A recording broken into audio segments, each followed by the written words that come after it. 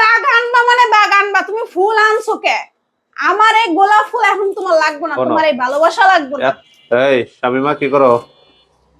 আমার কামই তো খালি কাম করা, আর কি করবো? আরে কাম কাজ বাদ দাও, এদিকে হও। কে? এতদিন পরে ঘরে আইছি, তো আইবা না?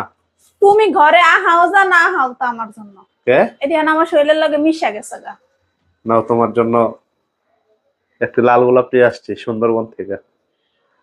মানুষ দূর দেশে ঘুরতে গেলে আনে আচার শুট কি উপহার, তুমি আমার লাগে গোলাপ ফুল নিয়েছো?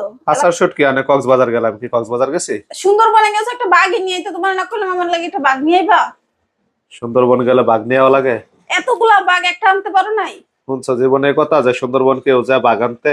তুমি কইরা শোনাইতে মানুষরে একটা ইতিহাস গড়তা। এটা একটা কথা কইলা। আমি এত কিছু বুঝি নাই, ফুল টুল দিয়ে লাভ হইব না। আমি ফোনেও কইছি তোমারে, এখনো যাওয়ার আগেও কইছি আমার একটা বাঘ লাগবো। এই বাঘটার আমি হেন্ড রাখবো আমার লগে। কই তোমার ব্যাগ কই? তুমি আহার পর থেকে ব্যাগটারে কই রাখছো? ব্যাগ আনো, দেখুন ব্যাগের ভিতরে বাঘ আনছো নাকি। ব্যাগের ভিতরে বাঘটা আর খারাও। তুমি বাঘ আনবা মানে বাঘ আনবা, তুমি ফুল আনছো কে? আমার এই গোলাপ ফুল এখন তোমার লাগবে না, তোমার এই ভালোবাসা লাগবে না। এত বড় সুন্দরবন, যেটা বাংলাদেশ ইন্ডিয়া মিল্লা এত বড় একটা সুন্দরবন, অনেক সুন্দর জায়গা, কিন্তু ওইখানে তো বাঘ মাত্র 125টা বাঘ আছে। হ্যাঁ, আমরা 3 দিন ঘুরে একটা বাঘের দেহা পাই নাই, আর তোমার বাঘ নিয়ে আসবো। আর সুন্দরবনে বাঘ দেহা মানে বুঝো জীবন শেষ। তোমার জীবন শেষ হয়ে হইলো তুমি আমার লাগে একটা বাঘ আনতা, কিন্তু তোমার ভালোবাসা তুমি এমনি আমার লাগে প্রকাশ করবা।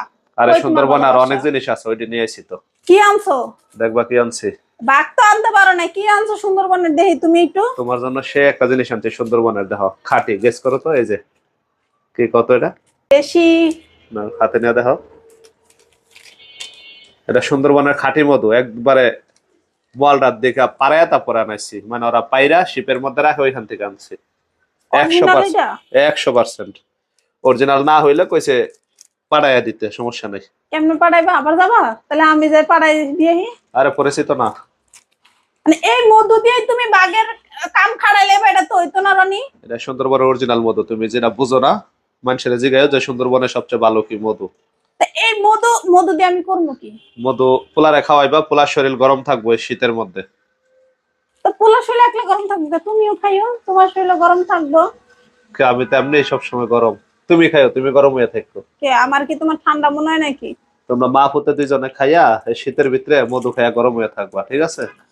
শোনো, কথা হইলো এটা না, মধু আমার কোনো কাম নাই, মধু তোমার আর তোমার পোলার জন্য। আর আমার জন্য কি আনছো? একান্ত আমার জন্য।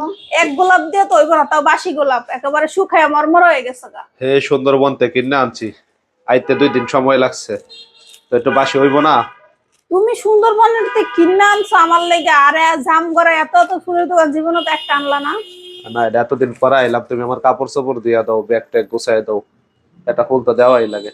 এখন আর কিছু আনো নাই? এই এই ছিল তোমার মনে? আচ্ছা, আরেকটা আছে। মানুষের বউ বলে কত কিছু আনে। শোনো, আরেকটা স্পেশাল আছে, তোমার তো ফুল দিলাম, তোমার মন বললো না। এই জিনিসটা যে দেখো, এটা আমি গিফট পাইছি লটারি, ওইখানে লটারি হয়েছে আমাদের কর্পোরেট প্যাকেজের একটা লটারি হয়েছে। এই লটারিতে এটা আমি পাইছি, কিন্তু এটা আমি তোমার দিয়ে দিলাম, খোলা লাগবো না, পরে খুললো। এটা আমি পাইছি, যা আছে এটা তোমার। গেছি নাসিম টেলিকমের আন্ডারে, এটা তো সবাই জানে। তো ভাই একটা লটারি করছে, 10 জনে পুরস্কার পাইছে, 9 নাম্বার বিজয়ী হয়েছি আমি। ভিতরে যা থাকবো তাও তো আমারই নাকি? ভিতরে যা আছে পুরাটা তোমার, যাও। বুঝছো, কিন্তু পরে কিন্তু কইতে পারবে না বউ দিয়া দাও। কইলাম তো নিবো না, পুরাটাই তোমার। আচ্ছা ঠিক আছে, এটা যদি ভালো হয়, দামি হয়, তাহলে তোমার বাঘের কষ্ট লাঘব করে দিব।